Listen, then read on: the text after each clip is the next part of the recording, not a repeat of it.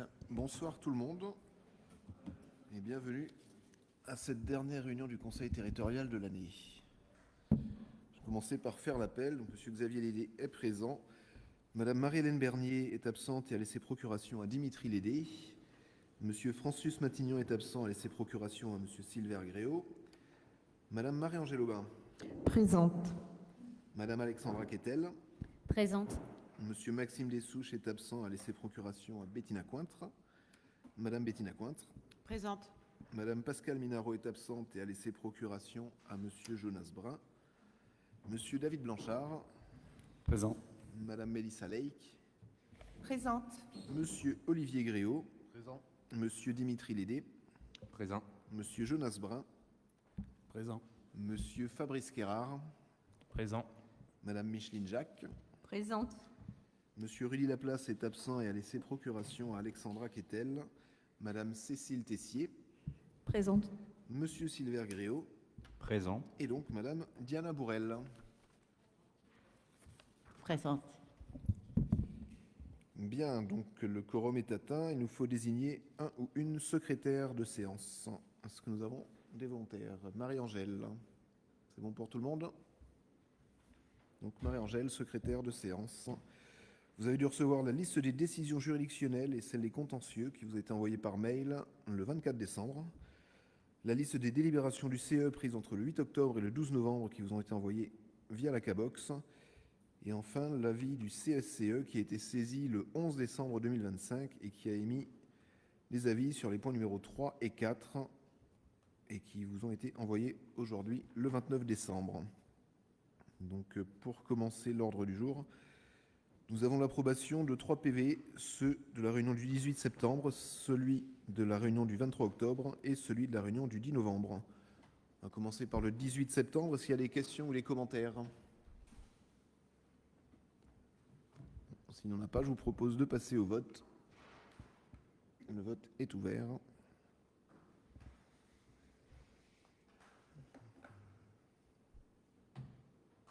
Donc pour tous ceux qui ont des procurations, pensez bien à utiliser les deux boîtiers.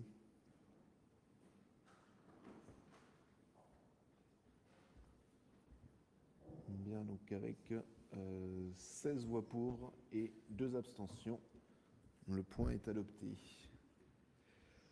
L'approbation maintenant du PV du 23 octobre. Là aussi, questions, commentaires?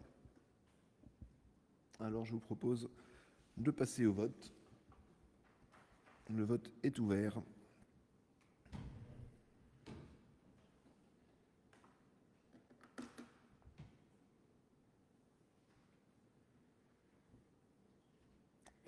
Parfait, 15 voix pour et 3 abstentions. Le point est donc adopté à l'unanimité. Et enfin, l'approbation du PV du 10 novembre 2025. Questions, commentaires? Vote. Le vote est ouvert.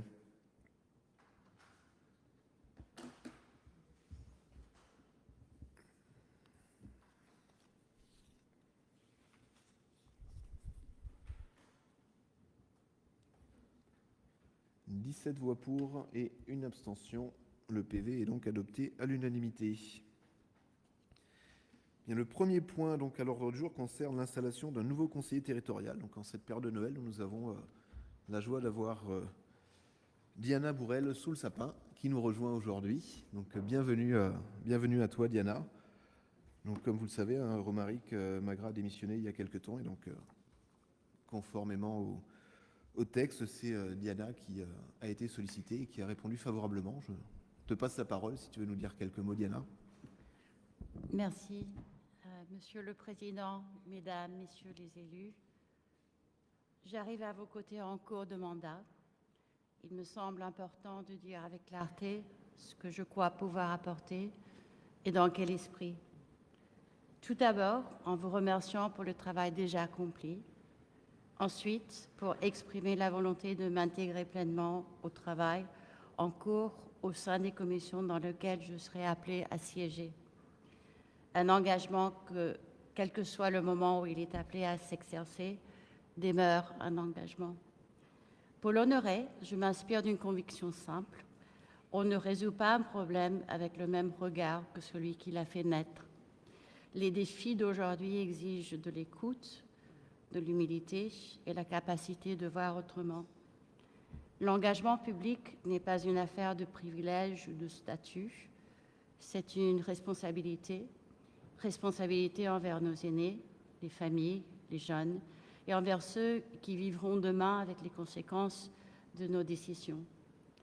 Ce que j'apporte aujourd'hui, ce sont des regards croisés, un sens de l'équilibre, une écoute attentive et un profond respect pour votre travail. J'apporte aussi cette conviction que les institutions doivent incarner les valeurs qu'elles défendent, le respect, le professionnalisme, la bienveillance et l'exigence sont des pratiques quotidiennes. C'est ici que se construit la société que nous disons vouloir. En vous regardant, je ne vois pas seulement une assemblée, je vois des visages familiers, des parcours croisés, une île que nous aimons tous. C'est avec cet esprit de proximité, de respect mutuel et de lien humain que je me réjouis de travailler à vos côtés, au service de Saint-Barthélemy. Je vous remercie et je vous souhaite de très très belles fêtes de fin d'année, ainsi qu'une année 2026 lumineuse. Merci pour votre accueil. Merci Diana. C'est vrai que tu as déjà pu participer de manière officieuse, on va dire, à quelques réunions. Et donc nous sommes évidemment très heureux de t'accueillir. Et tu verras que, contrairement à ce qu'on peut imaginer des fois, au final, tout le monde travaille plutôt bien et tout va bien se passer. Donc il faut juste acter, je crois qu'on n'a pas de vote particulièrement sur... Juste avant qu'on passe au moment du vote, bien entendu, Diana, on te souhaite la bienvenue. On est très content que tu nous rejoignes au sein du Conseil territorial. Je voulais prendre juste une petite minute pour remercier Romaric Magra, qui te précède, pour son engagement lors du dernier mandat, mais aussi pendant les élections en 2022 et ses 2 premières années à nos côtés. Voilà, c'était une pensée pour Romaric. Parfait. Que d'autres personnes voulaient prendre la parole? Alors, je vous propose de prendre les boîtiers pour acter l'arrivée de Diana au sein du Conseil.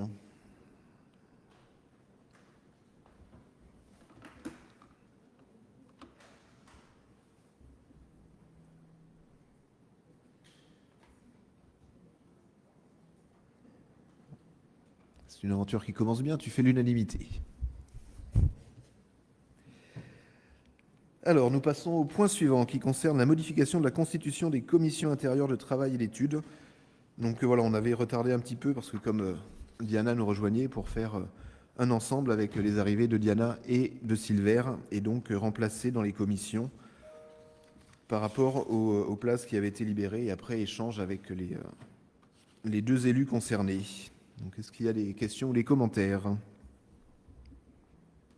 Pour précision, peut-être pour ceux qui nous écoutent, nous avons donc Silver qui rejoint la commission urbanisme, la commission maîtrise du développement et modernisation du territoire et la commission achat public. Et Diana, elle, rejoint les affaires sociales, la culture, les affaires sportives et les affaires médicales et paramédicales. C'est bien ça, je ne me suis pas trompé ? Parfait. Oui, donc normalement, c'est un vote qui se fait à bulletin secret. Si ça va à tout le monde, on peut le faire de manière classique. Pas d'objection, tout le monde y est favorable ? Parfait. Donc, je vous propose de passer au vote. Le vote est ouvert.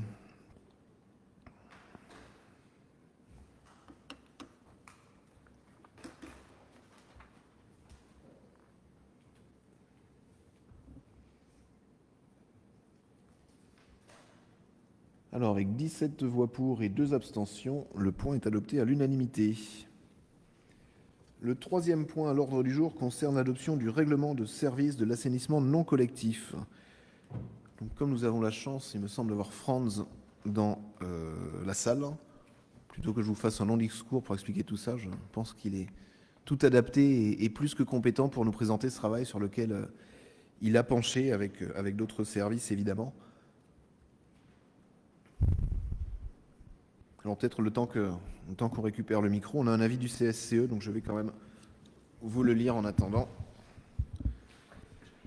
Donc sur le point numéro 3 de l'ordre du jour, adoption du règlement de service de l'assainissement non collectif. Le CSCE considère que pour le contrôle des installations d'assainissement non collectif, lors d'un transfert de propriété, l'article 16 mériterait d'être clarifié pour une meilleure compréhension de la procédure établie. En conséquence, il suggère la rédaction suivante pour l'article 16. Au moment de la vente d'un immeuble, lorsque le rapport de visite inclus dans le dossier de diagnostic technique remis à l'acquéreur fait état de travaux obligatoires au niveau de l'assainissement non collectif, l'acquéreur a l'obligation de réaliser ces travaux dans les délais prévus par le rapport. Dès lors que les travaux sont envisagés sur la parcelle concernée, l'acquéreur est soumis à l'obligation de mise en conformité de l'installation liée à l'assainissement non collectif.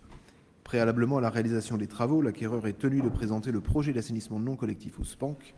Il ne doit pas commencer l'exécution des travaux avant d'avoir reçu l'avis favorable de son projet d'ANC par le SPANC. Une fois les travaux achevés, l'acquéreur en informe le SPANC afin de programmer une visite de contrôle conformément aux dispositions de l'article 9 du présent règlement. Il y a un petit sujet sur la fin de la proposition de l'article, mais on reviendra dessus après la présentation de Franz. À toi la parole. Merci beaucoup, Monsieur le Président.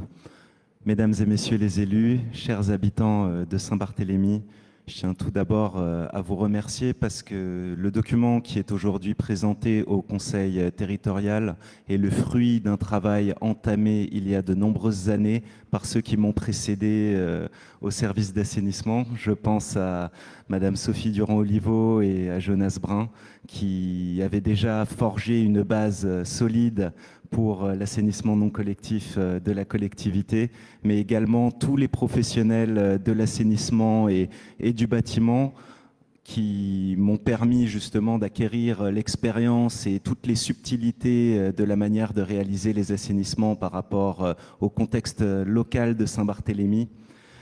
Ce règlement, il a pour but de définir les relations entre le service public d'assainissement non collectif et les usagers. Il y a également des prescriptions techniques particulières définies en fonction du contexte local et du retour d'expérience de presque 20 ans d'existence de ce service. C'est le fruit aussi de centaines de visites de terrain qui ont permis d'apprécier ce qui marche et ce qui ne marche pas. Il y a également une carte des zones à enjeux environnementaux vis-à-vis de l'assainissement qui a été élaborée en concertation avec l'Agence territoriale de l'environnement, qui permet de fixer des prescriptions techniques particulières pour ces zones, dans le but de préserver le littoral, les zones de baignade, les étangs et les ravines de la pollution provenant de l'assainissement non collectif. Ce règlement, il permet d'adapter la réglementation nationale au contexte local, en tenant compte des spécificités et des particularités du territoire. Il permet également de régulariser certaines situations qui ne sont pas explicitement autorisées par la réglementation nationale, comme l'installation de fosses septiques en béton construites sur site, par exemple. Il permet également de définir les filières qui sont les plus pertinentes pour le territoire de la collectivité. Bien que certaines filières d'assainissement soient agréées au niveau national, le retour d'expérience après quelques années de fonctionnement en conditions réelles d'habitation diffère diamétralement des résultats obtenus sur plateforme, en particulier en ce qui concerne la fréquence de vidange. Quand un système doit être vidangé tous les 3 mois pour pouvoir fonctionner, en règle générale, c'est des dysfonctionnements qui sont observés en conditions réelles. Certains installateurs peu consciencieux ont installé des dispositifs pendant plusieurs années qui présentent d'ailleurs aujourd'hui des dysfonctionnements importants, même quand l'entretien est assuré conformément au guide d'utilisation de la filière. Et ces dysfonctionnements, ils engendrent des risques sanitaires et environnementaux pour les administrés qui ont fait le choix à l'époque de l'installation de ce type de filière. En restreignant le choix du type de filière au système qui bénéficie du meilleur retour d'expérience tant au niveau national que local, ce règlement a également pour but de protéger l'usager ainsi que la santé publique et l'environnement. Et je rajouterai même l'image de l'île, surtout quand on pense aux villas de location touristique ou aux hôtels. Le service d'assainissement non collectif ne perçoit pas pour l'instant de redevance de la part des usagers. Ce service est financé directement par le budget de la collectivité.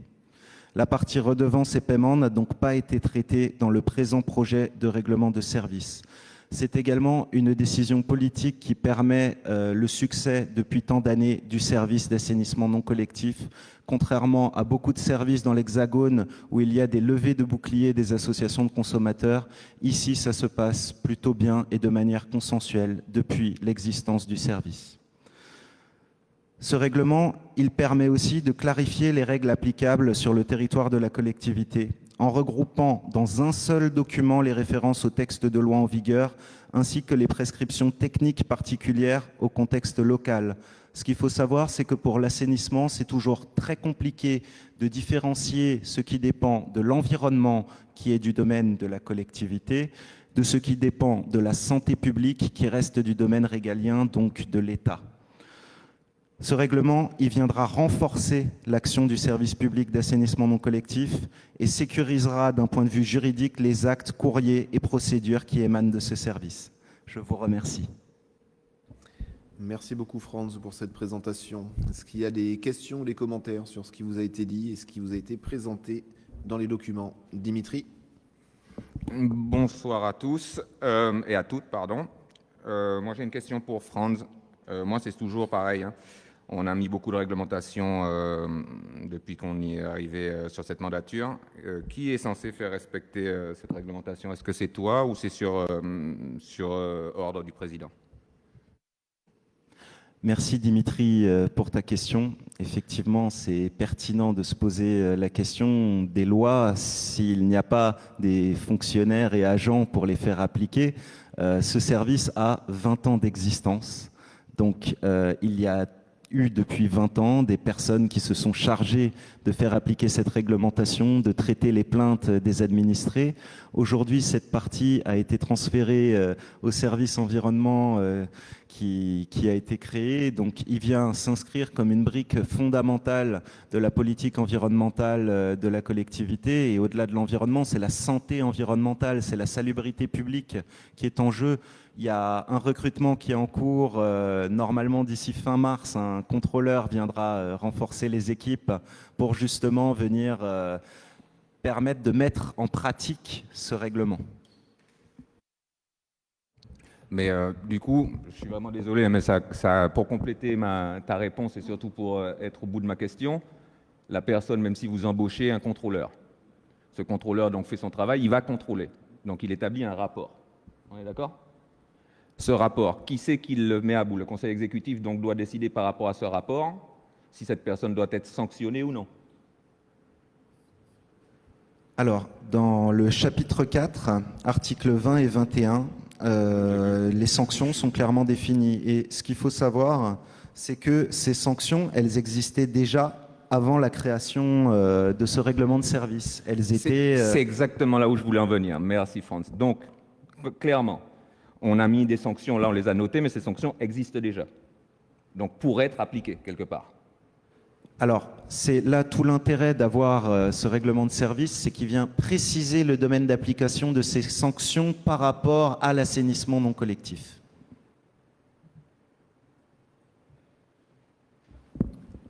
Autre chose?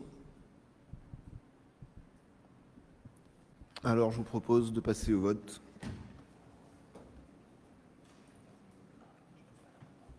Oui, pardon, il y avait l'amendement d'abord. Donc, par rapport à ce que le CSCE a envoyé, que je vous ai lu, il y avait un sujet qui restait, c'était sur la fin de la phrase, où il mettait une fois les travaux. Globalement, le texte, effectivement, on a regardé ça quand même avec les services, précise les choses de manière intéressante. En revanche, comme je vous le disais, à la fin, ils ont écrit une fois les travaux achevés, l'acquéreur en informe le SPANC afin de programmer une visite de contrôle conformément aux dispositions de l'article 9 du présent règlement. Ça ne peut pas être une fois les travaux achevés, parce qu'une fois que les travaux sont achevés, le système d'assainissement est recouvert. Donc, c'est simplement cette partie-là où, en reprenant la rédaction qui vous a été proposée, l'idée serait... C'est ça. La rédaction serait... Alors, je vais juste la retrouver. Hein. L'acquéreur informe le SPANC afin de programmer une visite de contrôle avant remblaiement, conformément aux dispositions de l'article 9 du présent règlement. Donc, si ça va à tout le monde, en tout cas, voilà l'amendement que je propose de poser en séance, afin de prendre en compte les propositions du CSCE et de les préciser sur la fin de l'article. S'il y a des questions ou commentaires sur cet amendement? Pas de questions, pas de commentaires?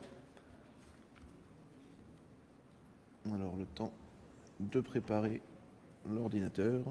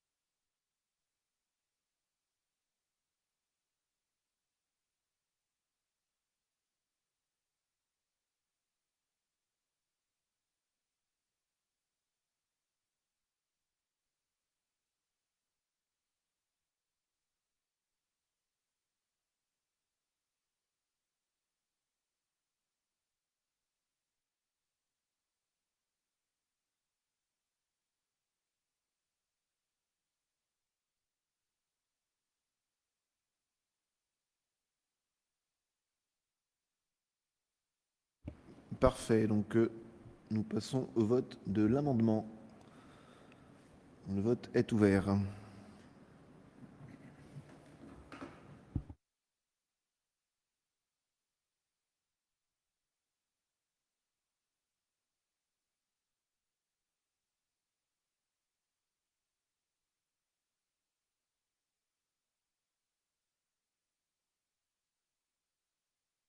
David, le vote. Parfait, donc 16 voix pour et 3 abstentions. Le point est adopté, l'amendement est adopté, pardon. Et donc maintenant on passe au vote du texte ainsi amendé. Le vote est ouvert.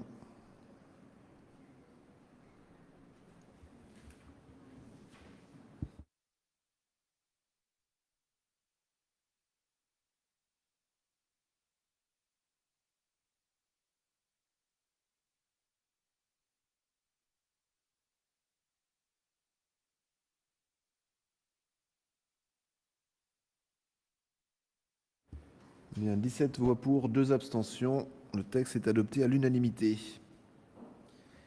Et donc nous continuons avec les règlements et cette fois nous passons au règlement intérieur de la Maison des Associations. Un règlement un petit peu plus simple quand même que celui du SPANC. Néanmoins, voilà, comme vous le savez, hein, le service de la vie associative a été créé et donc la Maison des Associations a pris place sur l'espace Rockefeller. Et donc, afin de pouvoir travailler en bonne intelligence, il vous est proposé un règlement qui reprend les horaires d'ouverture, les services de la Maison des Associations. Je ne sais pas, Bettina, si tu veux apporter quelques éléments. Bonsoir. Oui, juste préciser donc, que la Maison des Associations, enfin le service de la vie associative, a été inaugurée en septembre et depuis, elle travaille avec 91 associations qui bénéficient de ces services. Je vais rapidement lister les prestations qui sont proposées par la Maison des Associations. Donc l'accompagnement et le conseil, l'accès aux actions et formations menées par le service, un centre de documentation et de ressources, la mise à disposition et le prêt de matériel, l'accès à un service d'impression, de photocopie, de scanner et de plastification. Donc les associations qui n'ont pas de local peuvent venir sur place pour faire leur démarche administrative. Elles ont également accès à une salle de réunion, salle de travail avec évidemment un règlement et un système de réservation. Et elles peuvent également bénéficier de la domiciliation postale. Donc, pour l'instant, les associations qui sont représentées sont à 30% pour des associations culturelles et à 33% des associations sportives. Mais cette maison des associations est bien ouverte à toutes les associations, qu'elles soient environnementales, qu'elles soient sociales. Donc, j'invite toutes les associations qui ne l'ont pas encore fait de se rapprocher de la Maison des Associations pour pouvoir être accompagnées et avancer sereinement sur leur projet. avec un travail de qualité qui est fait. Donc, il y a le CSCE qui a remis un avis aussi sur ce point, donc je vais vous le lire. Le CSCE prend acte que le règlement intérieur de la Maison des associations introduit de nouveaux services structurants à destination des associations du territoire, notamment la mise à disposition d'une salle de réunion ainsi qu'un dispositif de domiciliation postale. Il s'en félicite. Il relève néanmoins que le rapport de présentation de la délibération soumise au vote du Conseil territorial ne fait état d'aucune consultation des associations lors de l'élaboration de ce règlement. Le CESCE estime que la consultation préalable des associations bénéficiaires de ce type de dispositif constitue un facteur essentiel de pertinence, d'efficacité et d'appropriation de l'action publique. En ce sens, il recommande qu'à l'avenir, des modalités de concertation avec le tissu associatif soient mises en place pour l'évaluation de ces services et leur évolution. En outre, le CSCE invite la collectivité à veiller à la complémentarité entre l'offre publique proposée par la Maison des associations et l'offre privée existante, notamment pour les prestations susceptibles d'être proposées par des opérateurs économiques locaux. Donc juste deux précisions. La première, c'est que si ça n'apparaît pas dans le rapport, ce n'est pas une consultation qu'il y a eu, mais c'est une bonne dizaine d'années, je pense, de travail de Magali avec toutes les associations. Et donc évidemment que c'est à force d'écoute que ce projet a été mis sur la table et que ce règlement a été mis en place à force voilà, d'écoute et d'échange avec les différentes associations de l'île. Et ensuite, voilà, sur la partie concernant de faire attention entre l'offre publique et privée existante, à date, on n'a pas de connaissance d'énormément de salles qui soient proposées dans le privé, quel que soit le coût. Donc nous serons vigilants, évidemment, mais je ne pense pas qu'il y ait de sujet dans l'immédiat. Alexandra, tu avais un amendement. Oui, merci Monsieur le Président. Bonsoir à tous. Alors, j'ai déposé un amendement sur 2 points, sur une sémantique. Donc l'appellation Île du Nord sur l'article 2. Alors je vais peut-être reprendre la phrase initiale pour que ceux qui nous écoutent puissent comprendre de quoi je parle. L'article 2 dit actuellement que les services proposés sont réservés aux associations domiciliées sur le territoire de Saint-Barthélemy et ou aux associations et comités spécifiques aux îles du Nord. Donc l'article 2 du règlement de la Maison des associations, l'appellation Île du Nord est apparue en 1963. Elle renvoie à la période où Saint-Barthélemy n'était qu'une commune rattachée à la Guadeloupe, souvent oubliée dans les décisions publiques.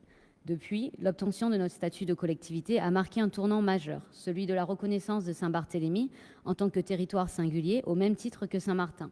Donc reprendre aujourd'hui cette appellation dépasse donc la simple terminologie, c'est à mon sens nier une partie du sens même de notre autonomie et de l'affirmation de notre identité institutionnelle. Par ailleurs, se pose aussi la question du modèle associatif que nous souhaitons encourager.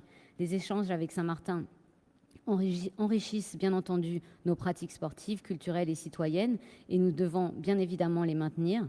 Néanmoins, se pose la question de pourquoi ne pas, en tout cas se pose la question de garder le service association qui est créé sur le territoire au service des associations du territoire et pas des comités des îles du Nord. Donc l'article que je propose, c'est de ratifier la phrase qui inclut les comités spécifiques aux îles du Nord et d'écrire « Les services proposés sont réservés uniquement aux associations domiciliées sur le territoire de Saint-Barthélemy ». Bon, alors juste sur le pourquoi les îles du Nord, alors je pense que l'explication a été faite après, mais c'est qu'il y a plusieurs comités qui existent. Le comité des îles du Nord, par exemple, de basket, de pétanque, il y en a quelques-uns comme ça. Et donc c'est aussi pour que ces associations puissent accéder. Après, par contre, effectivement, il faudrait peut-être préciser le texte et clarifier que seules les associations qui ont un intérêt sur l'île et qui ont une activité sur l'île d'une manière ou d'une autre puissent accéder à la salle. C'est évidemment pas quelque chose qui est mis à disposition de toutes les associations de France et de Navarre. Mais à la limite, moi, j'avais presque le sentiment inverse. Je pensais à l'association Emma, par exemple, qui intervient régulièrement dans le social. C'est une association qui n'est pas sur l'île forcément, mais qui pourrait tout à fait demander à bénéficier de cette salle pour faire une réunion ou quelque chose. Donc il ne faudrait pas qu'on ait un texte non plus qui nous bloque sur ça. Donc je vois ce que tu veux dire. Je pense que ça n'a pas besoin de se formaliser parce que là on parle de demande ponctuelle. Si une association vient sur Saint-Barth et demande à emprunter la salle, que ce soit la salle des maisons des associations ou la salle du conseil territorial, le bon sens veut que bien entendu on leur met à disposition. On a d'ailleurs eu plein de conférences comme ça, sont forcément formalisées à chaque fois qu'il y avait droit d'utiliser ou pas une salle. Donc je pense que... Utiliser tout ce qui est mis dans le règlement, c'est ça que je veux dire. Après, encore une fois, hein, c'est un règlement, maintenant c'est l'utilisation qu'on en fera derrière. David, tu voulais intervenir? Oui, bonsoir à tous. La maison des associations, donc il y en a une à Saint-Barthélemy pour gérer les associations de Saint-Barth, et il y en a à Saint-Martin aussi.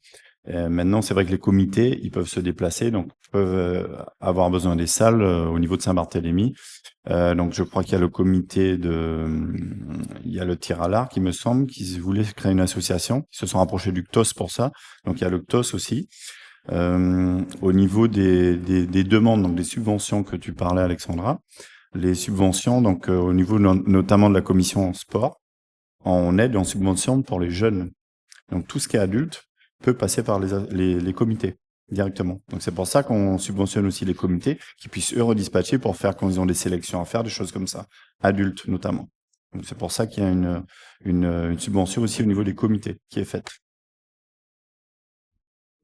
Après, pour répondre à ton interrogation sur le style d'association ou les modèles qui sont mis en place, à mon sens, hein, ça c'est beaucoup plus au niveau des subventions justement que ça se gère. Là, Oui, on est purement sur le règlement d'utilisation d'un bâtiment, donc c'est. Non, mais c'est juste que la sémantique, en fait, ça crée toute une direction politique et je trouvais que c'était quand même, il y avait un élément sémantique, mais il y avait aussi un fond politique à devoir décider aujourd'hui. Quand on parle des comités des îles du Nord, qu'est-ce qu'on veut dire par là? Est-ce qu'on continue à encourager aussi la création de nouveaux comités? En fait, tout ça, quand on le met dans le règlement, ça peut laisser à libre interprétation celui qui le lit. Et la formulation de Magali, justement, qui est beaucoup plus neutre, qui laisse ouvert aux personnes qui travaillent par rapport au territoire, je sais pas ce que vous en pensez, elle me semblait répondre justement à cette interrogation et ne pas s'enfermer. Dimitri, tu voulais intervenir? Oui, juste une précision parce que je suis dans la commission sport avec David et c'est vrai que des fois, on a des adultes qui se présentent en compétition officielle, donc ont besoin souvent des aides pour voyager. Et nous, au niveau de la commission sport, on n'a pas d'aide au niveau des déplacements adultes, par exemple. Donc, si vous inscrivez un adulte en championnat de France, en championnat de Guadeloupe, il n'a aucune aide pour son déplacement. Par contre, il peut demander son aide via le comité qui, vu qu'il y est inscrit, donc il participe comme adhérent au comité. Et donc, le comité peut lui l'aider, par contre, à gérer une partie de ses déplacements, son organisation sur site, etc., comme en compétition officielle. Donc, il y a aussi cette bascule. Il y a d'un côté les jeunes où il y a des associations un peu isolées ici ça leur permet d'accéder à des compétitions un petit peu nationales ou des ligues locales, etc. Donc d'avoir des compétitions, mais il y a les adultes aussi qui n'ont pas beaucoup d'aide par contre de la collectivité en termes de subventions. Et là, les comités aident, que ce soit pour le football, que ce soit pour le basket ou autre. Mais du coup, parce que nous, en commission culture, je fais le parallèle. Nous, on aide par exemple des adultes. On a Winona qu'on accompagne et on lui verse une subvention à elle directement. Pourquoi la commission sport ne verse pas la subvention directement à l'adulte? C'est dans le règlement des subventions. On n'a jamais donné de déplacement pour les adultes. Aucune idée de pourquoi. Par exemple, pour les Barracudas, c'est ce qui a entraîné la création de leur brasserie, là, leur bar. C'est parce que ça leur permettait de générer des fonds pour leur voyage, puisque la collectivité ne donnait pas donné au club. Donc, ils donnent à partir du moment où vous accueillez des jeunes. Donc, ils ont monté l'école de foot, de rugby. Donc, ils ont une petite cagnotte là-dessus. On a quelque chose qui est réservé aux Barracudas, mais comme club. Mais on n'a pas d'aide au déplacement. Et bon, quand vous déplacez 25 garçons, ça peut vite coûter cher. Donc, du coup, c'était un moyen pour eux. Nous, je pense que c'est mieux qu'ils passent par un comité plutôt qu'ils organisent chacun un bar. Et bon, après, c'était... En fait, l'aide est donnée pour les enfants surtout parce qu'ils ont un encadrement au point de vue des associations avec des brevets d'État ou des diplômes quinconces. Et puis, ils peuvent se déplacer avec ces enfants-là. Et donc, la collectivité aide en priorité les enfants, oui. C'est pour ça que c'est versé aux associations pour les déplacements sportifs des jeunes. On peut accompagner quelques adultes s'il y a un projet vraiment intéressant, type olympique, etc. Ça se fait, mais on va jusqu'à une limite d'âge à peu près de 27 ans, je crois. 26 ou 27, ouais. Mais on va pas aller plus loin. Pour répondre, pour revenir sur ce que tu disais, au niveau culture, c'est pareil. Au niveau des déplacements des adultes, on ne verse pas de subvention quand il y a des déplacements d'adultes. Après, le cas de Winona, ça rejoint un peu ce que disait David, c'est des aides ponctuelles sur des projets précis, mais c'est pas versé. Oui, mais c'est une versé association. directement à la personne. En fait, on est Justement, l'adulte, il te monte un projet que j'imagine sportif ou culturel et la collectivité l'accompagne parce qu'il représente la collectivité, qu'il l'a fait rayonner et parce que forcément, il a un niveau qui est très bon. Donc, c'est juste là où, pour moi, je comprenais pas la différence, en fait. Et pourquoi, au niveau du sport, on devait reverser à un comité des îles du Nord plutôt qu'à un habitant de Saint-Barthélemy directement. Parce qu'en fait, après, encore une fois, là, on est plus dans le concept de la bourse d'excellence. Donc, dans le cadre du sport, la bourse d'excellence, elle n'est pas versée au comité. Elle est versée jusqu'à 26 ou 27 ans aux associations, directement. Par exemple, à la voile, c'est le Saint-Barth Yacht Club qui va recevoir les subventions, ou le Saint-Barth Tennis Club, ou le beach tennis, je crois qu'on a un jeune aussi. Là, dans ce cadre-là, qui correspond plus à ce que tu vois en culture, c'est plus la bourse d'excellence que c'est pas un système de subvention, c'est encore autre chose. Et là, selon Dimitri Parr, c'est beaucoup plus dans les compétitions de tous les jours, on va dire, où il y a une aide qui est apportée par les comités. Et donc, cependant, par rapport à la formulation de... Ah, pardon, Micheline. Non, j'avais une question sur, mais je pense qu'on va d'abord voter l'amendement d'Alexandra, et après j'aurais une question sur le fonctionnement de la maison des associations, et notamment l'article 2. Donc, par rapport à ce que Magali proposait, est-ce que ça te semble quelque chose qui correspond un petit peu à ce que tu... Je pense que ça enlève ce côté bloquant sur les exemples que je prenais, mais ça, à mon avis, ça cadre un peu plus. On revient vraiment sur l'aspect local. Est-ce que vous pouvez le relire, s'il vous plaît, Marie-Angèle? Alors, les services proposés sont réservés aux associations domiciliées sur le territoire de Saint-Barthélemy et aux associations et comités dont les actions bénéficient au territoire de Saint-Barthélemy.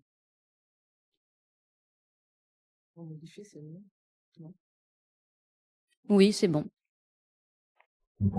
Donc, bah, du coup, tu le sous-amendes comme ça, Du coup, donc je retire le premier, je suis tu le gardes et tu le sous-amendes. Ok, Bon. oui. Oui, parce qu'il y a la première partie. On va se dépatouiller derrière, t'inquiète. Ok. Après, tu peux y aller, Micheline, le temps que, comme ça, on votera l'amendement Oui. et le... Alors, moi, j'avais une question sur les services, notamment l'utilisation des consommables, impression, photocopie, scanner, plastification. Comment ça s'organise, puisque Bettina a annoncé 91 associations. Donc, si toutes les associations bénéficient de ces services gratuits, ben, c'est quand même un coût pour le fonctionnement de la maison des associations. Alors, est-ce qu'on a préalablement plus ou moins évalué le coût au prorata depuis la mise en service des services qui ont été déployés, enfin offerts à la maison, aux associations d'une part, et deuxièmement, est-ce qu'il est prévu dans les subventions, puisque lorsqu'on donne des subventions aux associations, il y a une partie pour le fonctionnement et une autre partie pour les activités qui sont proposées. Est-ce que ce sera déduit des subventions qui sont données aux associations dès lors qu'elles bénéficient d'un service gratuit à la maison des associations? Je pense que ça sera vu au fur et à mesure. Aujourd'hui, il n'y a pas des fortunes colossales. Maintenant, effectivement, ça sera regardé de voir comment tout ça fonctionne et le cas échéant de mettre un niveau maximum pour s'assurer que ça ne devienne pas une imprimerie nationale qui soit là-bas. Oui, juste pour compléter, la demande de subvention maintenant se fait complètement en ligne sur la plateforme Airtable, donc ça limite déjà les impressions. Et pour l'instant, il n'y a pas beaucoup de demandes d'impression. C'est vrai que les associations, elles utilisent beaucoup les réseaux sociaux, les mails, donc il n'y a pas forcément énormément. Ça va être vraiment très ponctuel où ils vont avoir besoin d'imprimer des documents, mais toutes les demandes ne se font plus en papier, elles se font directement sur Airtable. Et le service de la vie associative accompagne justement les associations. Est-ce qu'il y avait d'autres questions ou commentaires? Bettina? Oui, et juste pour préciser par rapport à l'avis du CECE, non seulement donc il y a eu le travail qui a été fait en amont sur les années précédentes par rapport à l'expérience de Magali dans les échanges avec les associations, mais elle m'a indiqué que lors du forum des associations, il y a un sondage aussi qui a été fait auprès des associations qui étaient présentes sur leurs attentes et sur les services qui pouvaient être mis en place. Précision bien notée. Bon, alors je vous propose de commencer par voter l'amendement sous-amendé par Alexandra. Le vote est ouvert. Excusez-moi, qui a été élargi? Donc il était sous-amendé, il était modifié en fait. C'est Du coup, c'est la rédaction qui a été proposée en séance, pas celle que vous avez sur le document. Et là, par rapport à ce que Bettina, toi, tu as ajouté, c'est ça qu'on vote?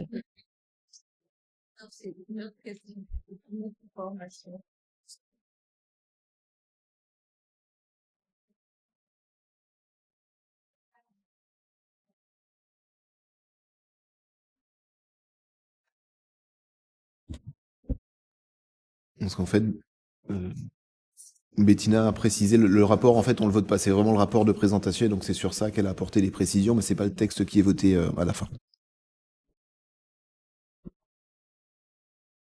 Donc, avec 19 voix pour, l'amendement est adopté. Et donc, nous pouvons passer au règlement ainsi amendé. Le vote est ouvert.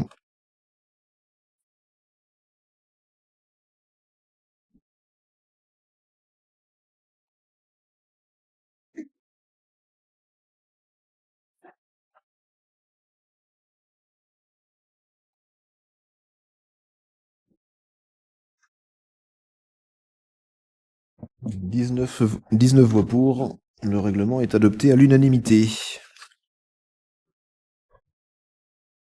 Alors, le point suivant concerne l'approbation et autorisation du président à signer la convention de financement avec la Commission européenne relative au projet Saint-Barth Digital Hub. Donc, comme vous le savez, la collectivité s'est engagée dans la mise en place d'un nouveau câble qui permettra d'avoir plus de résilience sur notre territoire. Et donc, comme c'est un projet européen d'envergure, il y a évidemment des financements partagés qui sont proposés. Et donc, c'est ce qu'il vous est proposé de voter. Je ne sais pas, Fabrice, si tu veux apporter quelques éléments de précision sur le texte. Oui, oh, vous avez déjà bien détaillé, mais dans les grandes lignes, le réseau de câbles sous-marins auquel on vient se raccorder permettra de répondre à 3 grandes demandes qui ont été identifiées notamment par les schémas directeurs. Donc, par le schéma local de résilience pour avoir plus qu'un point d'arrivée des câbles sur Saint-Barthélemy. Donc, s'il y a une rupture de câble, qu'on ait une deuxième voie. Dans un deuxième temps, par le SDSI, donc schéma directeur des systèmes d'information pour la partie cybersécurité.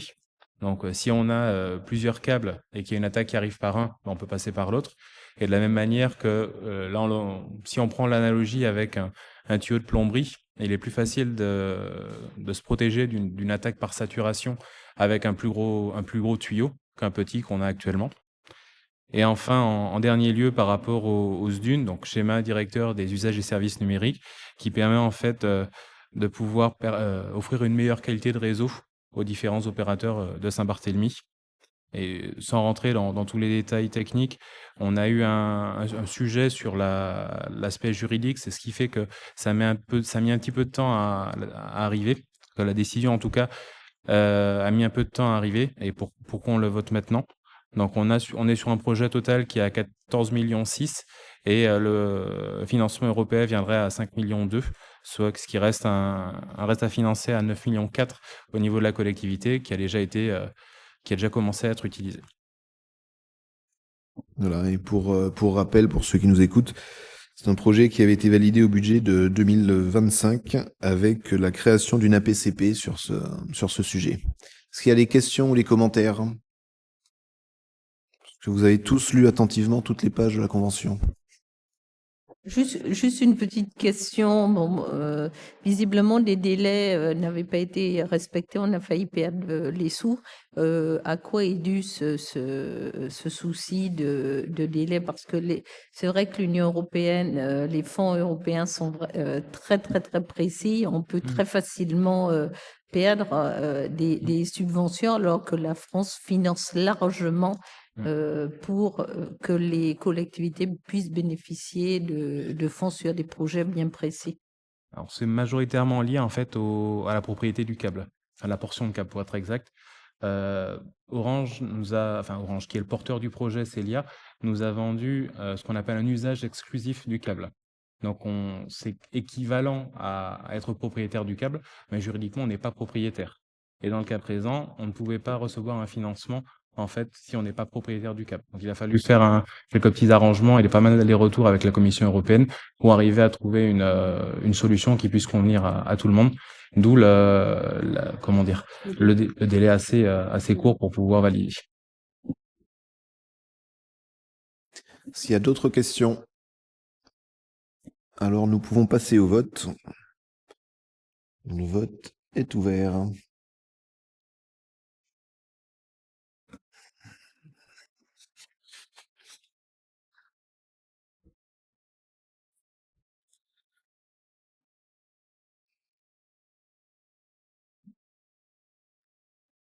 Avec 17 voix pour et 2 abstentions, le point est adopté à l'unanimité.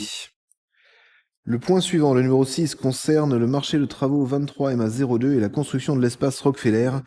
Et donc, il est proposé de renoncer à l'application des pénalités de retard. Donc, sans refaire tout l'historique, en fin d'année 24 et début d'année 25, un ordre de service avait été mis en place pour arrêter le chantier par rapport aux nuisances et au travail qui est fait en général sur la fin d'année pour éviter qu'il y ait trop de nuisances sonores. Et donc cet arrêt de chantier avait été reporté sur la date de finalisation des travaux.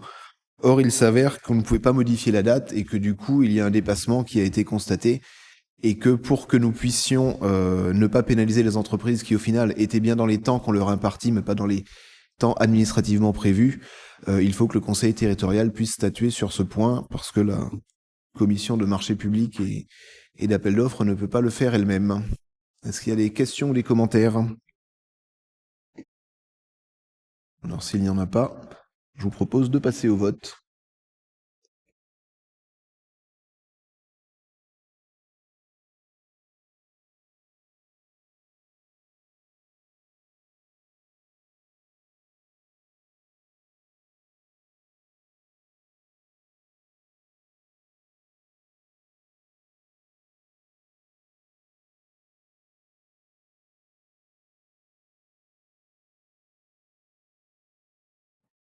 Parfait, 19 voix pour, adopté à l'unanimité.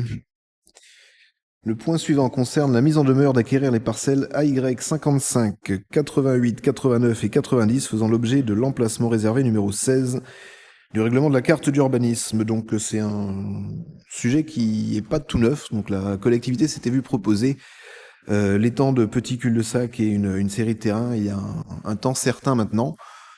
Projet sur lequel les élus ne s'étaient pas positionnés compte tenu des montants qui étaient proposés.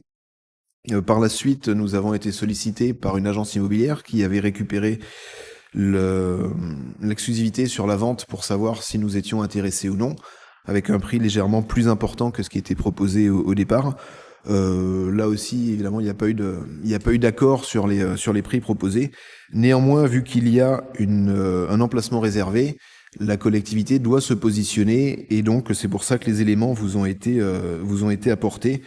Donc vous avez, je pense, les différentes évaluations de France Domaine qui avaient été faites lorsque les terrains ont été proposés, étant entendu que ces évaluations prenaient toute une série de parcelles et pas uniquement celles qui sont en emplacement réservé. Si on se réfère à l'évaluation de France Domaine, on pourrait avoir une évaluation autour de 600 000 euros ou 700 000 euros, qui est évidemment bien inférieur à ce qui avait été proposé dans un premier temps. Et donc, c'est une possibilité pour la collectivité de se positionner et de procéder à l'expropriation conformément à ce qui avait été mis en place dans la carte d'urbanisme. Donc, c'est sûr que récupérer les étangs de petits cul-de-sac, c'est une vraie opportunité. Alors, ça n'empêche pas derrière de rediscuter avec les propriétaires le cas échéant, parce qu'il y avait d'autres parcelles qui ne sont pas concernées. Et donc, je pense que ça serait l'occasion derrière de reprendre des discussions et de trouver un terrain d'entente. Néanmoins, en termes de formalisme, il faut d'ores et déjà que le Conseil territorial puisse se positionner sur la volonté ou non de récupérer les parcelles qui sont en emplacement réservé. Est-ce que vous avez des questions ou des commentaires sur le sujet? Pas de questions, pas de commentaires? Tout le monde voit où c'est? Bon, donc je vous propose de passer au vote.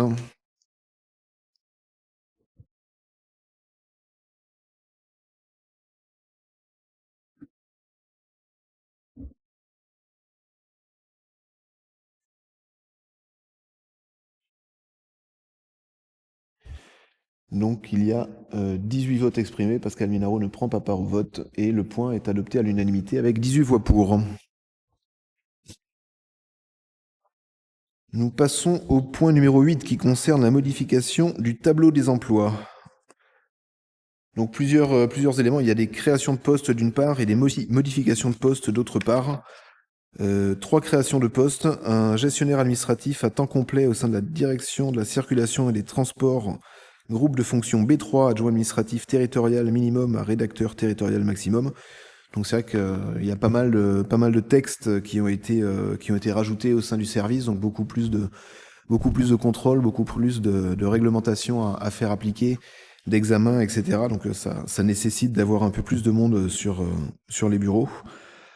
Et ensuite, un emploi d'agent d'accueil à temps complet au sein de la caisse de prévoyance sociale, groupe de fonction C1, adjoint administratif territorial à adjoint administratif principal de première classe. Donc là, comme vous le savez, hein, les postes qui sont à la CPS sont des agents de la collectivité qui sont détachés auprès de la... Je ne sais pas si détaché est le bon terme, en tout cas, qui sont mis à disposition de la CPS. Et donc, c'est un poste qui serait créé, mais là aussi, qui serait mis à disposition de la CPS et pas d'un service directement de la collectivité. Et enfin, un emploi d'assistante en économie sociale et familiale à temps complet au sein de la direction territoriale de la cohésion sociale, groupe de fonction A4, agence sociale territoriale à assistant socio-éducatif territorial. Donc là aussi, c'est pour pouvoir apporter une réponse meilleure sur le plan social compte tenu des nombreux dossiers et des nombreuses demandes qu'il peut y avoir au service. En parallèle, plusieurs modifications de postes sont également proposées. Tout d'abord, un poste de développeur groupe de fonction A3 qui deviendrait un chef de projet architecture réseau informatique et télécom à temps complet au sein du service des informations et des réseaux. Groupe de fonction B1, adjoint technique territorial minimum à technicien principal de première classe maximum. Un chargé de protection de l'enfance, groupe de fonction A4 au sein de la direction de la cohésion territoriale sociale en technicien de l'intervention sociale et familiale sans modification du groupe de fonction. Et un médecin responsable du secteur PMI, groupe de fonction A3 en médecin PMI, adjoint à la directrice, au sein de la direction territoriale de la cohésion sociale sans modification du groupe de fonction. Donc ces 3 modifications permettent là aussi de s'adapter aux besoins. Pour revenir sur les 2 postes au niveau du social, il y a simplement une mise en cohérence, c'est-à-dire que jusqu'à maintenant, il y avait un adjoint au sein du service, et donc simplement, c'est de modifier le poste de médecin PMI pour avoir 2 postes d'adjoint. Comme ça, il y a un petit peu dans le fonctionnement comme il peut exister au service technique. On va dire qu'il y a 2 secteurs assez distincts au sein du service social, donc ça permet d'avoir un adjoint sur chaque secteur, sans pour autant créer de poste, parce que Pauline, qui est là en tant que médecin aujourd'hui, fait très bien le travail et n'a pas forcément besoin d'une personne en plus d'adjoint au-dessus d'elle. L'autre poste, hein, c'est celui que je n'écorche pas les termes, un chargé de protection de l'enfance, groupe de fonction A4 au sein de la direction de la cohésion territoriale sociale. Donc là aussi, notamment, ça permettrait de répondre aux besoins en termes de transport médical. Donc comme vous le savez, hein, il y a une convention qui a été signée avec l'ARS pour que le STIS puisse intervenir sur le transport médicalisé couché. Là, ce poste permettrait d'apporter là aussi une réponse face au manque d'ambulances privées sur le territoire pour pouvoir accompagner justement sur des déplacements médicaux, des rendez-vous, etc., entre autres. Est-ce qu'il y a des questions ou des commentaires sur cette liste? Pas de questions, pas de commentaires? Alors, je vous propose de passer au vote.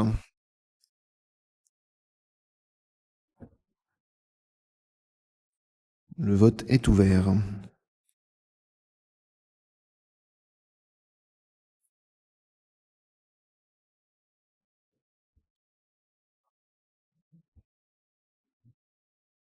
Donc, une abstention et 18 voix pour. Le point est adopté à l'unanimité. Le point suivant concerne la revalorisation de la participation employeur à la protection sociale complémentaire, santé et prévoyance des agents territoriaux. Donc là aussi, hein, comme vous le savez, un travail est fait sur la revalorisation du travail des agents. Donc vous avez les différents éléments. C'est une réforme nationale de la protection sociale complémentaire issue de l'ordonnance numéro 2021-175 du 17 février 2021 et du décret 2022-581 du 20 avril 2022 qui introduit 2 obligations légales pour toutes les collectivités territoriales. Depuis le 1er janvier 2025, participation obligatoire d'au moins 7 € par mois au titre de la garantie prévoyance et à compter du 1er janvier 2026, participation obligatoire d'au moins 15 € par mois au titre de la garantie santé. Et donc ces montants constituent des minima légaux, les collectivités restant libres d'allouer une participation plus élevée. Donc au niveau de la collectivité, vous avez le tableau qui est fait, et donc le montant de la participation pour l'agent par mois en catégorie C, nous étions à 30 € et ça passerait à 40. Pour la catégorie B, nous étions à 25 €, ça passerait à 35. Pour la catégorie A, nous étions à 20 € et ça passerait à 30. Le montant euro de la participation pour l'agent est un enfant par mois. Donc nous passerions de 32 à 45, de 27 à 40 et de 22 à 35. Et enfin, le montant euro de la participation pour l'agent est 2 enfants par mois. Nous passerions de 35 à 50, de 30 à 45, de 25 à 40. Et enfin, pour la participation prévoyance maintien de salaire contrat labellisé, en catégorie C, nous passerions de 25 à 35 €, en catégorie B, de 20 à 25 € et en catégorie A, de 15 à 20 €. Ça fait beaucoup de chiffres en pas longtemps, mais voilà, vous aurez compris que l'idée est d'accompagner un peu mieux les agents. Est-ce qu'il y a des questions ou des commentaires sur ce point?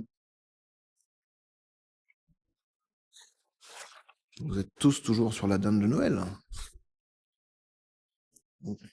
On propose de passer au vote s'il n'y a pas de questions, pas de commentaires. Le vote est ouvert.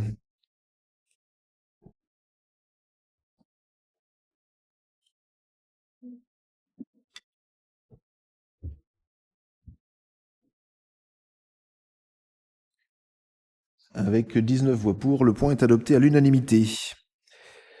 Le suivant concerne la délibération cadre relative au mécanisme de revalorisation générale et uniforme de l'IFSE. Donc, comme vous le savez, hein, nous avons travaillé à revoir les salaires des agents pour, comme je le disais, mieux accompagner et essayer de se rapprocher un petit peu plus de la réalité du travail qui est accompli, même s'il y a encore beaucoup à faire. Alors, nous avons eu des observations de la préfecture sur le process qui a été mis en place. Alors, je vous cache pas que personnellement, je suis pas forcément en accord avec la préfecture. Néanmoins, le comptable public ayant la possibilité de refuser les paiements, ont préféré passer ce point à l'ordre du jour pour reprendre une délibération et permettre de continuer cette valorisation des salaires. Est-ce que vous avez des questions ou commentaires? Donc, s'il n'y en a pas, je vous propose de passer au vote.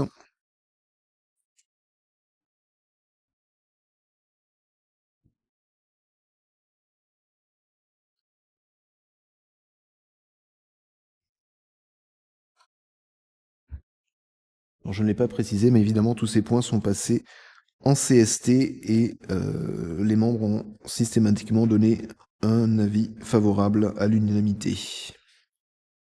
Et là aussi, donc à l'unanimité, 18 voix pour et une abstention. Le point est voté.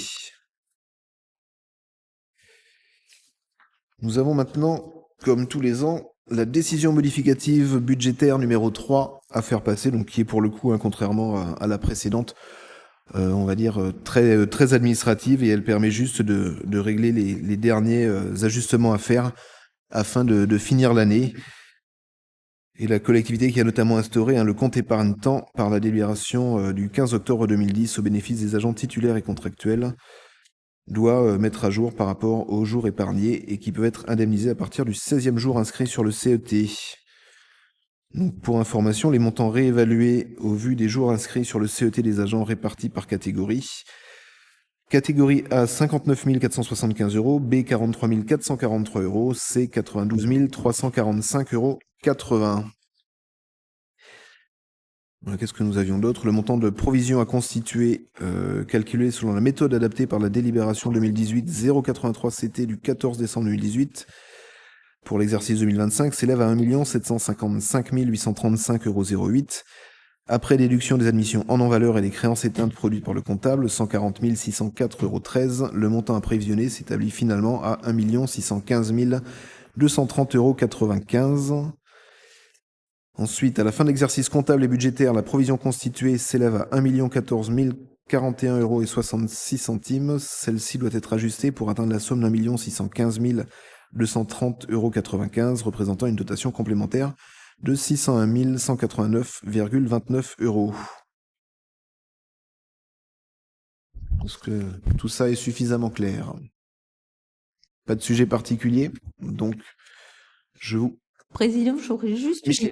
une remarque, en fait, une pierre que je jette à l'eau, c'est pourrait-on envisager peut-être de voter le budget primitif avant le 31 décembre de l'année précédente? Comme ça éviterait qu'on puisse revenir faire des délibérations. Ça peut, bon, un peu comme ce qu'on fait avant dans l'Hexagone, c'est tout à fait possible au niveau de la loi. Bon, il y avait un choix qui avait été fait de ne pas le faire à l'époque de Bruno, mais bon, voilà, je lance l'idée. Ce serait peut-être, on va dire, on arrivera à quelque chose de beaucoup plus lissé et pour l'année, pour commencer la nouvelle année, pas sur des bases qui seraient votées avant le 31 décembre. Tu ressors effectivement un long et grand débat qu'il y avait eu entre ton prédécesseur et le mien sur le sujet. Moi, j'ai pas d'objection particulière. Après, il faudra regarder avec les services en termes d'organisation ce qui peut se faire, mais en tout cas, la question peut se poser. Je sais qu'il y avait notamment le sujet des associations, et je crois que c'était ce qui embêtait beaucoup Michel Magras à l'époque, où le fait de voter le budget en mars fait que les subventions sont versées assez tardivement. Ça se regarde, on en discutera avec les experts, voir si ça ferait du sens ou si ça compliquerait beaucoup ce qui est déjà mis en place, mine de rien, depuis quelques années maintenant, parce que je pense que ça en fait au moins une bonne dizaine qu'on est comme ça. Donc la discussion sera ouverte, pas de souci. Donc il nous faut quand même voter par contre l'ADM.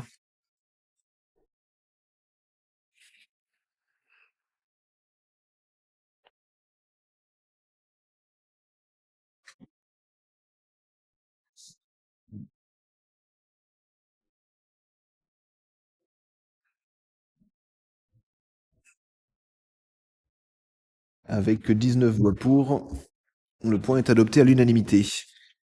Et donc le dernier point pour cette année est celui qui prépare les jours à venir, c'est l'autorisation à engager, liquider et mandater les dépenses d'investissement avant l'adoption du budget primitif 2026. Donc voilà, comme on le mentionnait à l'instant, le budget sera voté en mars normalement. Et donc pour la continuité de l'action publique, il est nécessaire que cette délibération soit prise afin de pouvoir continuer d'engager par rapport aux sommes qui étaient déjà inscrites en 2025. Donc c'est même punition que tous les ans à la même période. Pas de questions particulières? Alors nous passons au vote.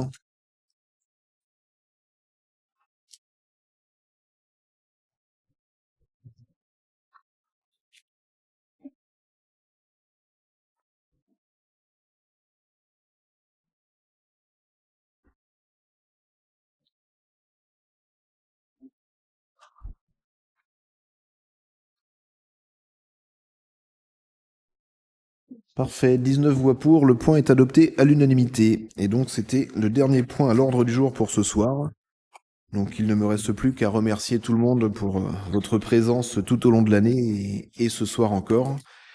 Et si vous en avez le temps, vu qu'il n'est pas trop tard et qu'on a été assez efficace, peut-être l'occasion de trinquer ensemble avant de continuer la soirée et donc de se retrouver certainement le 31 sur le parvis de la collectivité pour un grand et beau concert. Micheline. Oui, j'avais eu deux questions, en fait 3 questions. La première, j'ai été mise en copie d'un mail qui date depuis septembre, qui a été relancé au mois d'octobre au niveau de l'utilisation des terrains de la collectivité par des entreprises locales pour les utiliser à bonne ou à mauvaise escient. Donc, on m'a sollicité à nouveau, mais moi je n'ai pas de retour. C'est le président qui est le seul en mesure d'apporter des réponses sur ce sujet. Donc, est-ce qu'il y a eu des choses qui ont été faites depuis, des améliorations apportées?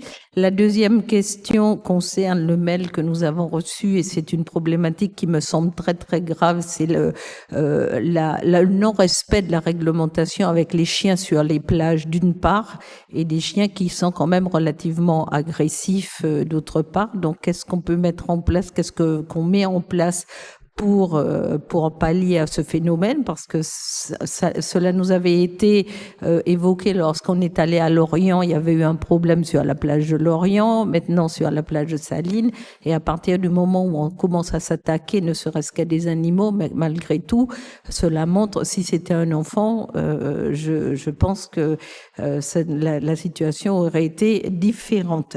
Et enfin, la dernière remarque, mais qui n'engage que moi, ça concerne la fête du 31. C'est bien qu'on fasse une fête mémorable. On aura quelqu'un qui risque d'attirer beaucoup de monde. Je ne voudrais choquer personne, surtout pas les jeunes.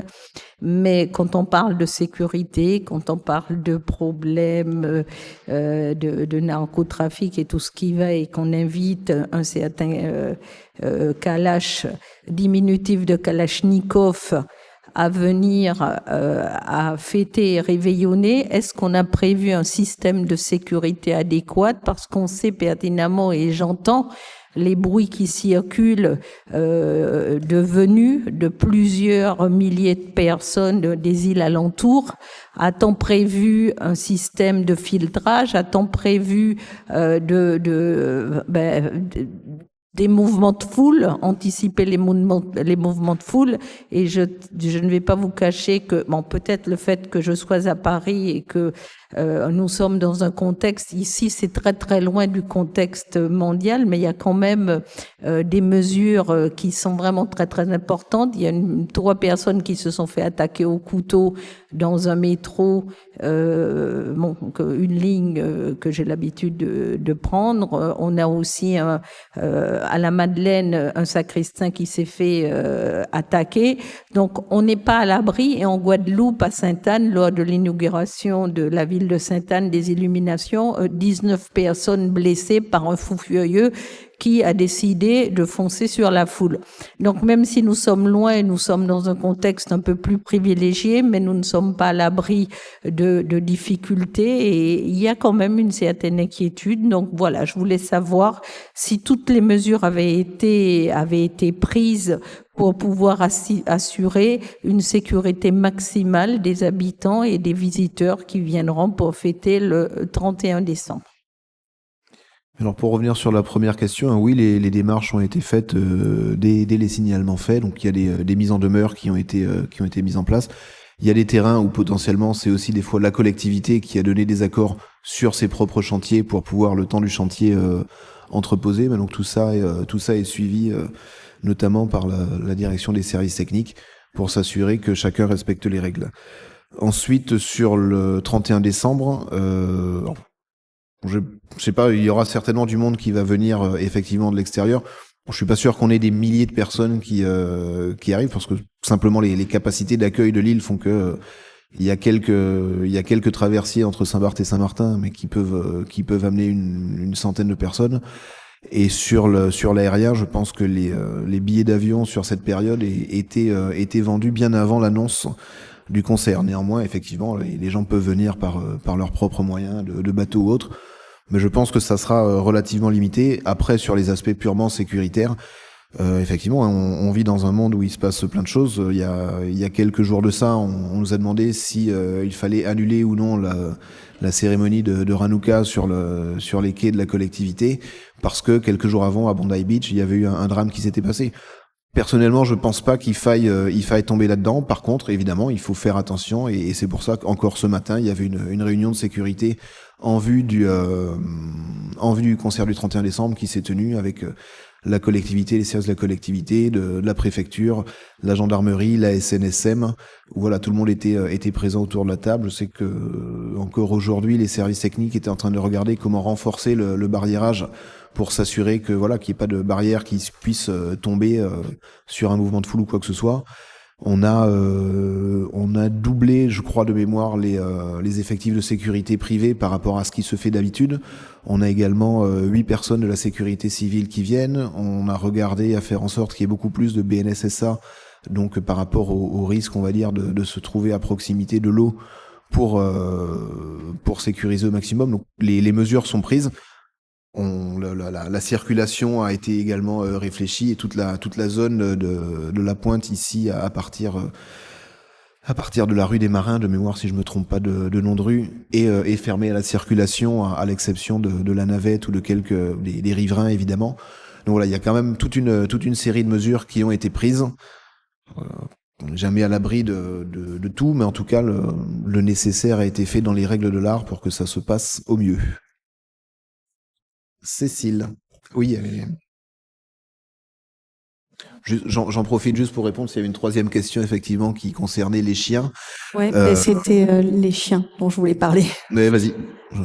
En fait, ça me touche. J'adore les animaux, donc je pense qu'avant d'interdire les chiens sur les plages, peut-être qu'on n'a qu'à équiper les plages de sachets pour amasser les crottes. On est bien content de trouver les chiens quand on en a besoin en cas de séisme et tout ça. Et ça me choque plus de trouver quantité de mégots que de voir un chien se balader. Donc je pense qu'il faudrait que la collectivité, par contre, vraiment se mette à mettre des sanctions aux gens qui laissent leurs mégots sur la plage. Ma foi, un chien, voilà. Et quant à créer la peur de l'être humain face à l'autre être humain, je pense qu'on vit dans une société où justement tout le monde se nourrit de ça. En fait, il faut qu'on ait tous peur les uns des autres. Et moi, je pense qu'on devrait tous être bienveillants. On a tous besoin, l'être humain est un être social, on a besoin des uns des autres. Et je pense que tout peut bien se passer si on n'a pas peur et qu'on est tous bienveillants. Je suis peut-être utopique. Et juste donc, effectivement, hein, tu mentionnais notamment ce qui s'était passé à Lorient il y a quelques semaines. C'est un événement qui a d'une montré la complexité de la situation et de deux les carences aussi de la collectivité qui n'avait jusqu'alors jamais rien mis en place. C'est pour ça que nous avons dans l'urgence d'ores et déjà travaillé à faire une convention avec une association à laquelle on a versé 7 000 € de mémoire. Le conseil exécutif a versé 7 000 € il y a quelques semaines, justement pour avoir une zone d'accueil et faire en sorte, voilà, si un animal qui soit problématique, on puisse rentrer dans un cadre un peu plus conventionnel, on va dire, et apporter des premières réponses. Ça ne règle pas le problème du chien qui est errant sur la plage. Après, c'est sûr que, effectivement, malheureusement, c'est souvent plus les propriétaires que les chiens qui seraient allés voir, parce que c'est pas les chiens d'eux-mêmes, s'ils sont gérés et bien éduqués, ne vont pas forcément poser problème. Dimitri et ensuite Silver. Je voudrais revenir sur ce qu'a dit Micheline, même si on en a discuté un peu tout à l'heure, parce que je suis de la commission culture, donc j'ai fait partie du choix des musiciens et des groupes qui vont venir. Déjà, il faut savoir que la collectivité ne choisit pas forcément, on lui propose un certain nombre d'artistes disponibles, parce qu'un 31 janvier, évidemment, il y a aussi la complexité de trouver quelqu'un qui veuille bien venir jusqu'à Saint-Barthélemy faire un concert, parce que quand on peut tourner à Londres, à New York ou ailleurs, c'est pas tout le temps évident de venir à Saint-Barthélemy. Donc souvent, nous, ça en plus décupe un peu les prix, ça nous augmente un peu le tarif, parce qu'il faut aussi le convaincre. C'est une manière de convaincre quelqu'un de venir nous faire un concert le 31. Et puis, malheureusement, si on devrait commencer à inspecter la vie privée de chaque artiste avant de le faire venir, je pense que ça deviendrait encore plus compliqué. Et moi, ce que je trouve quand même étrange, c'est que on s'émeut de là d'un choix d'artistes de la collectivité, et je vois personne s'émouvoir quand on fait des orgies romaines de 400 personnes dans Flamand. Je vois personne s'émouvoir quand on fait venir des milliers de personnes sur une plage où logiquement on devrait pas avoir de bruit après 2 heures du matin jusqu'à 5 heures du matin. Et Micheline, je t'engage en ta qualité de sénatrice à y aller, et tu verras que peut-être, c'est peut-être pas de la violence physique, mais tu trouveras peut-être autre chose là-bas qui t'étonnera tout autant. Donc, moi, je veux bien, si on veut protéger l'île de Saint-Barthélemy et ses habitants, plutôt que venir faire de la démagogie sur un artiste qui vient chanter sans sa musique, effectivement, je te rejoins, il mériterait que la police soit sur la route pour éviter les débordements sur la route, puisque on peut voir qu'on est dans l'anarchie. Il faudrait que les gens se garent correctement, pas où ils le veulent. Il faudrait que le voyageur, quand on va chercher quelqu'un voyageur, on puisse y aller tranquillement et pas se garer au milieu de la route pour récupérer quelqu'un sans risquer de se faire écraser. Il faudrait. Donc, moi, je pense qu'il y a beaucoup de sujets beaucoup plus importants à faire respecter pour la santé des habitants, pour leur bien-être, plutôt que s'attarder sur un artiste qui potentiellement a un nom qui s'appelle Kalash, mais je rassure, Micheline, il n'arrivera pas avec une Kalachnikov dans les mains, ce n'est qu'un nom d'artiste. Je ne vais pas rentrer dans la polémique. Bon, chacun a sa vision, chacun a ses valeurs. À partir du moment où vous avez, je respecte l'artiste en tant que tel, mais en qualité de fonction, il y a quand même une image à montrer. On ne peut pas d'un côté demander à des ministères qu'à Saint-Barthélemy, il faut que zéro violence, il faut que tout soit protégé, et parallèlement que les élus de la collectivité ouvrent les portes à c'est quand même quelqu'un qui a un pédigré assez énorme, qui a 4 condamnations. Alors oui, il ne va pas venir avec sa Kalachnikov, mais il a quand même été condamné pour port d'armes illégales. Il a quand même été condamné pour non-respect des policiers, pour insulte à agent. Il a été condamné pour pas mal de faits qui ne sont pas à la hauteur de l'île. Donc, quand on véhicule une image, moi, je ne suis pas là, et je le répète. J'ai pas fait le casier de Cassav, hein. Chaque personne est comme il est. D'accord? Chaque personne, oui, il y a des artistes, on en a cité pas mal, qui consomment des produits et autres. Ça, c'est pas ça le problème. On peut être ami avec quelqu'un, on peut connaître quelqu'un, chacun fait sa vie privée comme il l'entend. Mais lorsqu'on représente une institution, il ne faut pas oublier que ça fait 3 semaines que les réseaux sociaux tournent en boucle et on est en train d'informer le monde entier de ce qui va se passer à Saint-Barthélemy le 31 décembre. Soyez vigilants. En fait, j'ai le sentiment qu'on a l'impression que tout ce qui se passe reste sur cette île, et ça peut être, moi j'attire simplement votre attention. Après, chacun, comme je dis, chacun a sa vision, chacun a ses valeurs. Moi j'ai les miennes et je les respecte, et je respecte aussi celles des autres. Non, mais après, effectivement, il peut toujours y avoir débat. Il y a eu un débat avec Madame Macron qui a été salué à Rihabitant. Il y a eu débat avec le décès de Brigitte Bardot hier, de savoir s'il fallait ou non faire des hommages à Brigitte Bardot compte tenu d'un certain nombre de condamnations. Bon, je vais pas rentrer dans le débat. Maintenant, il y a une question qui doit se poser, c'est qu'il y a une justice. Est-ce que les personnes ont le droit de circuler? Est-ce que les personnes ont le droit de faire leur art? Personnellement, je m'arrête pour le moment à ça. Il y a un débat sur le fait que Nicolas Sarkozy soit en vacances en Guadeloupe. Enfin, malheureusement, aujourd'hui, effectivement, tout fait débat. Maintenant, j'entends ce que tu dis, Micheline, et effectivement, ça serait peut-être intéressant qu'il en profite pour faire un message plus apaisant que ce qu'il a pu faire par le passé. Ça serait un beau signal à envoyer. Bettina? Oui, j'entends aussi ce que tu dis, Micheline. Après, chacun est libre de venir ou de ne pas venir. Les horaires ont été transmis, donc ceux qui sont intéressés pour voir Cassav peuvent venir voir Cassav. S'ils n'ont pas envie de voir Kalash, ils repartent, ils voient pas Kalash. Et ceux qui veulent rester chez eux peuvent aussi le faire, puisque le concert sera retransmis en live. Donc voilà, chacun aura le choix de passer la soirée qu'il souhaite. Toutes mes excuses, Silver, j'ai oublié de te repasser la parole après Dimitri. Merci, Monsieur le Président. C'est juste pour revenir sur l'histoire des chiens sur les plages, juste pour rappeler qu'ils sont interdits sur les plages et que juste pour des raisons sanitaires, ça se comprend. Et puis, on évite les verres à chiens à nos enfants. Et rappelons aussi que lorsqu'on est sur la plage et qu'on souhaite profiter, c'est très désagréable aussi de voir un chien venir uriner à côté de soi, sachant qu'il n'a pas à être présent sur la plage. On est d'accord, comme je dis, que le propriétaire a un grand rôle dans tout ça, effectivement. Bon, nous avons fait le tour du coup des questions annexes.